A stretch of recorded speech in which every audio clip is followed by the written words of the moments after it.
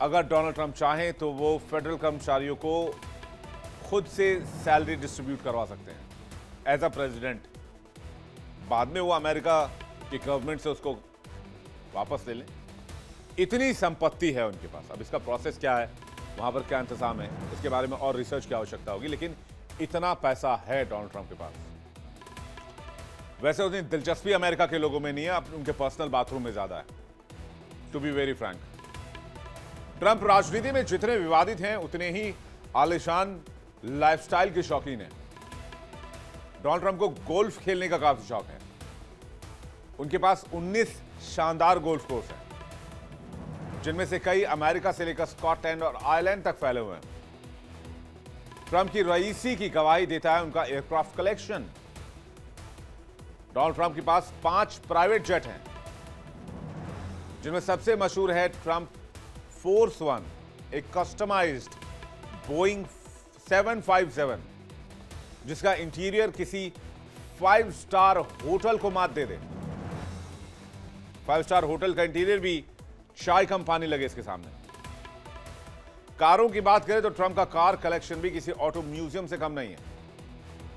यहां पर Rolls Royce, Silver Cloud, Mercedes Benz SLR, McLaren, Lamborghini Diablo, Cadillac Escalade जैसी सैकड़ों लग्जरी कारें, और उनका गराज ऐसा लगता है जैसे किसी कार शोरूम का या कार म्यूजियम का हिस्सा हो। डोनाल्ड ट्रंप का हर शौक रॉयल है, खर्चा वो उनका फ्लोरिडा वाला मार ए लागो क्लब हो यानी कि घर हो, या न्यूयॉर्क वाला ट्रंप टावर हो। कह सकते हैं डोनाल्ड ट्रंप दुनिया की पॉलिटिक्स से नहीं, उनकी दुनिया लग्जरी से चलती है। लेकिन शटडाउन के बीच में डोनाल्ड ट्रंप का यह पोस्ट उनको भारी पड़ रहा है, क्योंकि अमेरिका में सरकारी शटडाउन अब 31 दिनों का हो चुका है। राष्ट्रपति ट्रंप खुलकर कह रहे हैं कि सेंस को चलाने वाला फिलिबस्टर खत्म होना चाहिए। क्या व्हाइट हाउस को सच में फिलिबस्टर का डर सता रहा है? अमेरिका में चल रहा सरकारी शटडाउन अब सिर्फ राजनीतिक टकराव का मामला नहीं रह गया है। इसका असर अब आम अमेरिकियों की जिंदगी पर साफ दिख रहा है। जेबें खाली, दफ्तर बंद हैं, लाखों परिवार रोजमर्रा की जरूरतों के सामानों की कमी से जूझ रहे हैं। बुनियादी सेवाओं पर असर पड़ने लगा है। फेडरल कर्मचारियों की सैलरी रोकी गई है। खाद्य सहायता यानी कि स्नैप जैसी योजनाओं पर अनिश्चितता, जिससे अमेरिका के लोग बुरी तरीके से प्रभावित हो रहे हैं। शटडाउन अब इतिहास के सबसे बड़े शटडाउन की तरफ बढ़ रहा है। अमेरिका में हजारों सरकारी कर्मचारी बिना वेतन के घर बैठे हुए हैं। कई सरकारी दफ्तरों पर ताले लगा दिए गए हैं। फूड असिस्टेंट प्रोग्राम से लेकर एयरपोर्ट सिक्योरिटी तक हर जगह असर साफ दिख रहा है। शटडाउन की वजह से राष्ट्रपति डोनाल्ड ट्रंप और डेमोक्रेट्स के बीच सियासी जंग छिड़ी हुई है। ट्रंप ने रिपब्लिकन नेताओं से फिलिबस्टर खत्म करने की अपील की है और कह रहे हैं कि डेमोक्रेट्स इस संसदीय प्रक्रिया का इस्तेमाल देश को बंधक बनाने के लिए कर रहे हैं।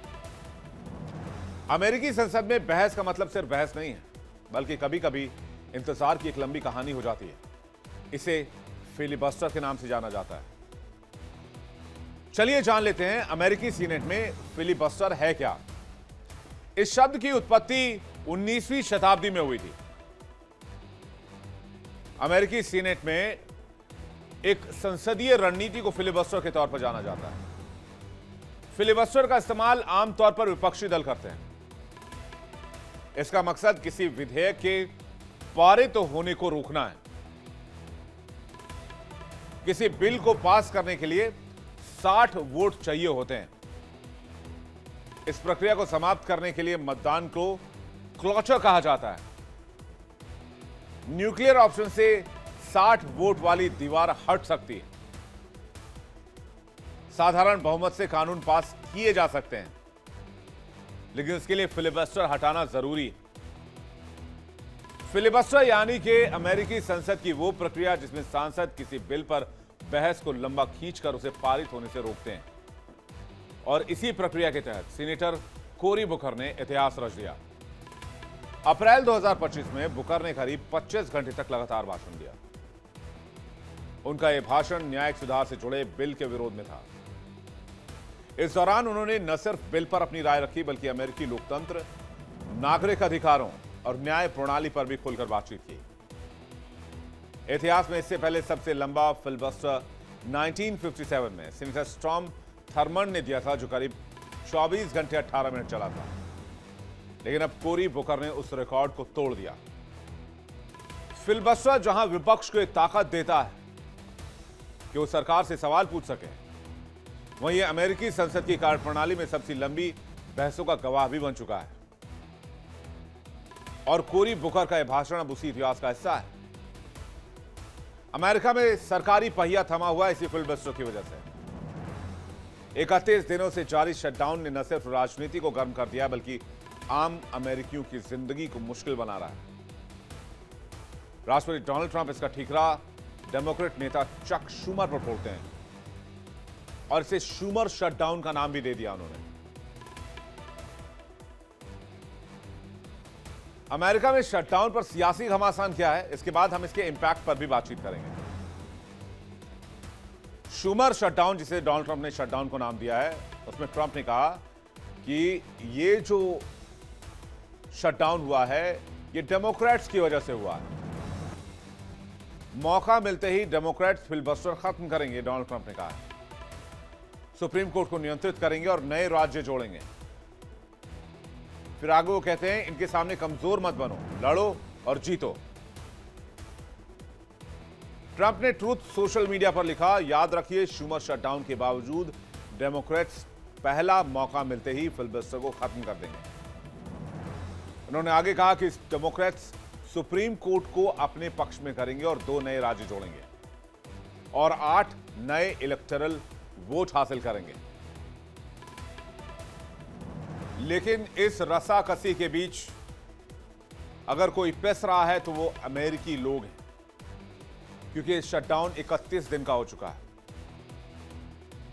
और सबसे लंबा शटडाउन यूएस इतिहास का 33 दिनों का रहा है। ये 31 दिन का हो चुका है। सरकारी कर्मचारियों पर इसका बैड इंपैक्ट है। लाखों फेडरल कर्मचारियों की सैलरी रुकी हुई है। अमेरिकी अर्थव्यवस्था पर गहरा संकट है। जीडीपी में हर हफ्ते $7 अरब से ज्यादा का नुकसान है। जीडीपी 0.2% तक नीचे आ जाने की आशंका भी है। अमेरिका को हर दिन करीब 9,000 करोड़ का नुकसान हो रहा है, हर घंटे 369 करोड़ रुपए। अगर इसको अप्रॉक्स देखें तो 369 करोड़ 86,50,000 का नुकसान और 8 लाख कर्मचारी जबरन छुट्टी पर भेजे गए हैं। 7.5 लाख कर्मचारी बिना वेतन के काम करने को मजबूर हैं। कई सरकारी विभाग ठप हैं। सेवाओं पर असर दिख रहा है। बाजार में अनिश्चितता है। निवेशकों का भरोसा भी हिल रहा है। शेयर मार्केट पर भी दबाव है और इकोनॉमिक स्लोडाउन के संकेत भी मिलने लग गए हैं। अमेरिका दुनिया की सबसे बड़ी अर्थव्यवस्था है, लेकिन वही देश आर्थिक संकट से जूझ रहा है। वॉशिंगटन से लेकर न्यूयॉर्क तक एक ही सवाल गूंज रहा है कि पैसा कहां से आएगा, सैलरी कहां से आएगी, खाना कहां से आएगा। अमेरिका में जारी शटडाउन का असर लोगों की थालियों तक पहुंच रहा है। जगह जगह मुफ्त भोजन केंद्र पर लंबी लंबी कतारें लग रही और राष्ट्रपति डोनाल्ड ट्रंप ने इसके लिए डेमोक्रेट्स को जिम्मेदार ठहराया। ट्रंप का आरोप है कि विपक्षी डेमोक्रेट पार्टी जानबूझकर सरकारी कामकाज रोककर देश को नुकसान पहुंचा रही है। वहीं डेमोक्रेट्स का कहना है कि राष्ट्रपति अपनी नीतियों को लेकर समझौता करने को तैयार नहीं। राजनीतिक टकराव ने आम अमेरिकियों की थाली खाली कर दी है। 1 अक्टूबर 2025 जब अमेरिकी सरकार का शटडाउन लागू हुआ था, तब से लेकर 1 महीने के बाद हालात बिगड़ चुके हैं। जगह जगह फूड बैंक के बाहर लंबी कतारें दिख रही हैं। आइए जानते हैं अमेरिका में इस 1 महीने के दरमियान क्या क्या बदलाव हुआ है और अमेरिका को क्या क्या नुकसान हुआ है। न्यूयॉर्क में जो फूड सहायता थी वो ठप हो गई है। न्यूयॉर्क की गवर्नर ने आपातकालीन स्थिति घोषित कर दी है। स्नैप योजना पर खतरा है। भूख से कई परिवार जूझ रहे हैं। जगह जगह फूड बैंक पर लंबी कतारें लगी हुई हैं। स्नैप लाभों के वितरण पर रोक लगाने के आदेश दे दिए गए। कई कर्मचारियों को सैलरी नहीं दी गई है, जिससे कि सरकार के गैर जरूरी कार्यक्रम और सेवाएं रुक गई हैं। आम अमेरिकियों के सामने रोजमर्रा की दिक्कतें आ रही हैं, जिससे खाना, bill, health care, home loan पर असर हो रहा है। इसलिए ट्रंप प्रशासन के खिलाफ कानूनी जंग भी शुरू कर दी गई है। कई सांसदों ने ट्रंप सरकार पर केस ठोक दिया और इसलिए शटडाउन का यह मामला सड़क से उठकर अब अदालत तक पहुंच गया है। कानूनी लड़ाई में कैसे ये शटडाउन फंसा है, यह भी आपको बताते हैं। डेमोक्रेटिक राज्यों ने ट्रंप सरकार पर मुकदमा कर दिया है। आपातकालीन फंड से फूड सहायता रोकने पर विवाद गहरा गया है। शटडाउन का असर अदालत पहुंच गया है। राहत पैकेज पर कानूनी जंग छिड़ गई है। अदालत से स्नैप बहाली की अपील की जा रही है। अमेरिका के राज्यों का आरोप है कि राष्ट्रपति के पास आपातकालीन फंड से भोजन सहायता जारी करने का पूरा अधिकार है, लेकिन ट्रंप प्रशासन ने ऐसा करने से इनकार कर दिया है। अमेरिका के इतिहास में सबसे लंबा शटडाउन 35 दिनों का था। वहीं अब ट्रंप के कार्यकाल में पहली बार यह शटडाउन 31 दिनों का हो चुका है और यह अब भी जारी है। ट्रंप ने डेमोक्रेट नेता चक शूमर के नाम पर इसका ठीकरा फोड़ा है। इन सब के बीच सबसे बड़ी कीमत चुका रहे आम अमेरिकी। अर्थशास्त्रियों के मुताबिक अब तक अमेरिकी अर्थव्यवस्था को अरबों डॉलर का नुकसान हो चुका है और हर बीतते दिन के साथ यह आंकड़ा बढ़ता जा रहा है। और जैसे कि आपको पता है, अमेरिका दुनिया की सबसे बड़ी इकोनॉमी है। करीब $30 ट्रिलियन जीडीपी वाला यह देश, और यह देश अपने शटडाउन और कर्ज के बोझ तले दब रहा है। दुनिया की सबसे बड़ी अर्थव्यवस्था कहलाने वाला अमेरिका आज शटडाउन के संकट की दहलीज पर है। इसके ऊपर कर्ज $35 ट्रिलियन तक पहुंच चुका है, यानी हर अमेरिकी नागरिक पर औसतन $1 लाख से ज्यादा कर्ज। किस साल कितना कर्ज आया अमेरिका पर, यह भी आप जल्दी से देख लीजिए। और इस बीच पूरे देश में कामकाज ठप हो जाना। 2001 में 479 लाख करोड़, 2008 में 826 लाख करोड़, 2017 में ये $1.5 ट्रिलियन को क्रॉस कर गया, 1610 लाख करोड़, 2020 में 2224 लाख करोड़, 2024 में 3061 लाख करोड़, और अब ये $35 ट्रिलियन को भी पार कर चुका है। बीते एक दशक में अमेरिका का कर्ज तेजी से बढ़ा है। एक विकसित देश का कर्ज तेजी से बढ़ना चिंता का सबब है। एक विकासशील देश के लिए कर्ज बढ़ना ठीक बात है, क्योंकि वहां पे इंफ्रास्ट्रक्चर के लिए उन पैसों का इस्तेमाल हो रहा होता है। लेकिन एक डेवलप्ड कंट्री के लिए इस रफ्तार से कर्ज बढ़ना यह अच्छे संकेत नहीं देता है।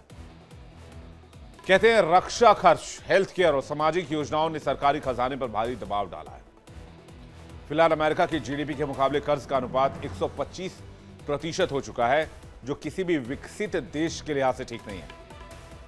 अब सवाल यह कि क्या अमेरिका इस कर्ज के जाल से निकल पाएगा, या फिर दुनिया की सबसे बड़ी अर्थव्यवस्था आने वाले वर्षों में डेट ट्रैप का शिकार बनने वाली है। यह पहली बार नहीं है जब अमेरिका में सरकारी शटडाउन ने आम जनता को परेशान किया हो। इससे पहले भी कई बार ऐसे हालात हुए और कई बार गंभीर भी हुए। महंगाई, आर्थिक अस्थिरता और सरकारी व्यवस्था जब ठप हो गई तो लाखों अमेरिकियों की रसोई को ये सूना कर गया। दुनिया के सबसे समृद्ध देश में अब लोग $1 के लिए मोहताज हो रहे हैं। शटडाउन की वजह से सरकारी फूड सहायता योजनाएं बंद कर दी गई हैं और अमेरिका में खासकर जो गरीब तबका है उनके सामने तो रोटी का संकट खड़ा हो चुका है। और यह नतीजा है जब राजनीति नीति पर हावी हो जाती है तो सबसे बड़ी कीमत आम आदमी चुकाता है, आम नागरिक चुकाते हैं। अमेरिका का यह शटडाउन कब खुलेगा यह फिलहाल साफ नहीं हो पाया है, लेकिन यह शटडाउन जितना बड़ा होता जाएगा अमेरिका की इकोनॉमी पर उतना ही डेंट डालता जाएगा।